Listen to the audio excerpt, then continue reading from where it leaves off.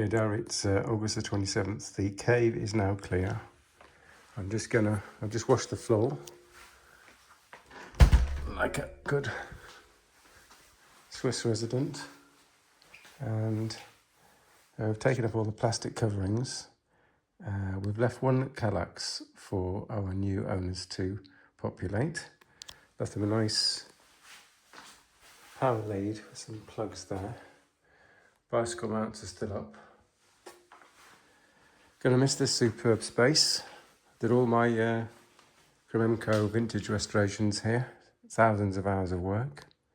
All that bicycle maintenance, the bicycle assembly. Lots of memories. Superbly large space. I think you wouldn't get such a space on a modern apartment here in Lausanne. Goodbye, cave. I shall miss you and your usefulness. Bye. Hi, Daria. I'm a little bit emotional. This is the last footsteps in our lovely home in Lausanne. It's the end of August. Just thought I'd go through a few things as to why I'm so very, very sad. So we had difficulty finding a home in Switzerland when we first arrived. My partner was working. I wasn't allowed to work because I didn't have the right kind of visa. And eventually we got a home in Eppelange with Michael and Heidi, who took pity on our, what they described as very nice, sweet, slightly mistranslated Anubis advert. And we were very happy with them as lodgers, or as tenants in their secondary home. And then we used to go for walks on most days. And in the wintertime, we were walking down from Eppelange to the north of Lausanne, where this apartment is based. And we saw a new construction. And we thought, wow, perhaps this is a chance to own our own home in Switzerland. So we approached the building company. And in fact, our first choice of apartment was actually declined. I think we missed it in some way. We didn't fill in the forms correctly. And so we got a second chance, and this is the apartment that we bought, which was actually slightly bigger and better. And this apartment really just had everything that we ever really wanted. And in Switzerland, when you have an apartment that's built from the ground upwards, you get the chance to specify absolutely everything. So we would get the chance to tailor it exactly to our requirements. And so what were our requirements? Well, in the lounge here, we got rid of the wall. There was a big wall that was going to be here, and a sort of island, and we don't really do that much cooking. So we thought we'd try and go for the minimalist kitchen possible. So we removed the island, we removed the wall, and we just have this wide open space. And the next thing we did is, I said that I wanted high-speed internet connectivity all through the apartment. So we specifically had internet sockets put into all the rooms. And they all spidered back to the study, which you'll see in a minute. So we've got 10 gigabit Ethernet wiring throughout the flat. Another thing we did is we decided we'd have a very expensive, first of all, we changed the kitchen cabinets to expensive kitchen cabinets. And then we decided we'd have a very expensive floor. Now this is not the very expensive Canadian maple floor that we had, because one of our tenants ruined the floor. They completely ruined the whole floor, left without paying a penny, and we replaced the floor 12 months ago with actually this floor, which I actually like even better.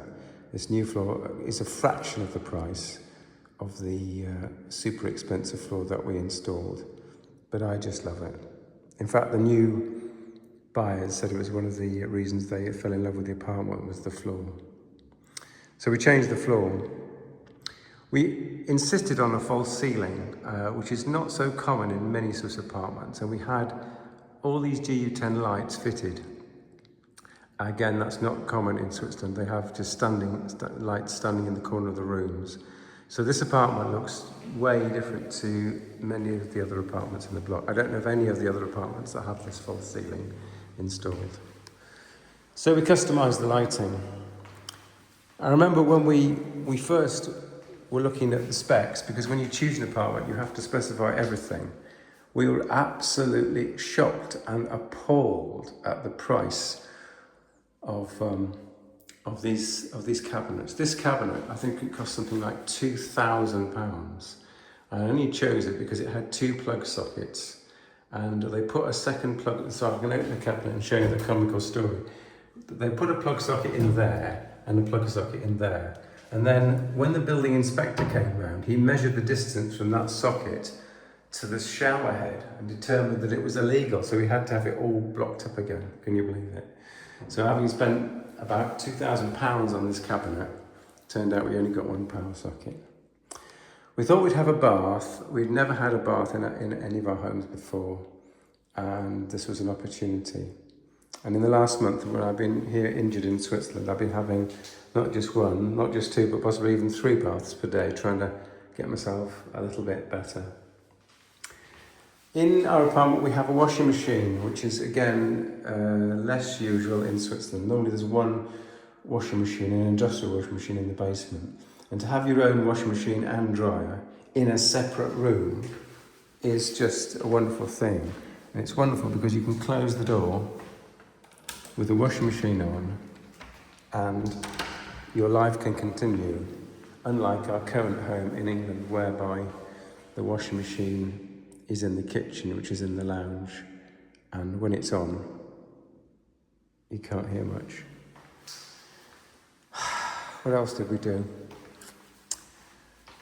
Well, we specified the study for the fibre internet connection. When we first arrived, we didn't have fibre internet. It took about 2 or 3 years to get fibre internet, but eventually we did get fibre internet. It was a very, very long struggle. But in Switzerland, we now have 1 gigabit up and down. And in fact, if we'd gone for the SALT internet connection, they're actually offering 10 gigabit internet connections. I'm quite sure what website or service you'd be able to use that with. So this was the study. We had the cupboards over there. We had a Kallax here. We had 2 big IKEA units here with multiple computers, and our web server, the main web server for our lives was just sitting there, little Apple Mac Mini, running a VM, ironically, with Windows. Okay, so it's goodbye to you. And in the guest bedroom, we had a click-clack sofa that could fold down, and we'd have a double bed for our guests, and they could come in, make themselves comfortable. There was a table over here, and ample storage space where they could put all their clothes when they came to see us. It was just wonderful. In our current homes, we don't have the luxury of a guest bedroom, and so when guests come, it's normally a question of making a blow-up mattress on the floor somewhere. Finally, to the master bedroom. I think the master bedroom was here. This has to be the master bedroom because of the ensuite, which is over there. Yeah, I remember we went to IKEA to get the cabinet. That is still the original IKEA cabinet from about 2006.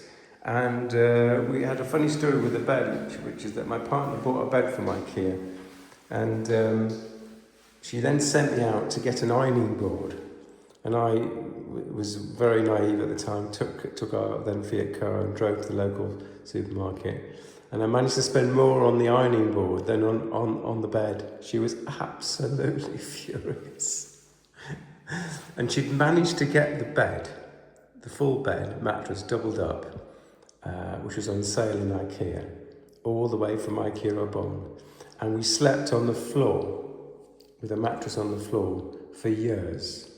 In fact, until we left in 2017 for England, we didn't have a bed. We bought a bed as we were leaving, just so the tenant could have a bed, a mattress that wasn't on the ground.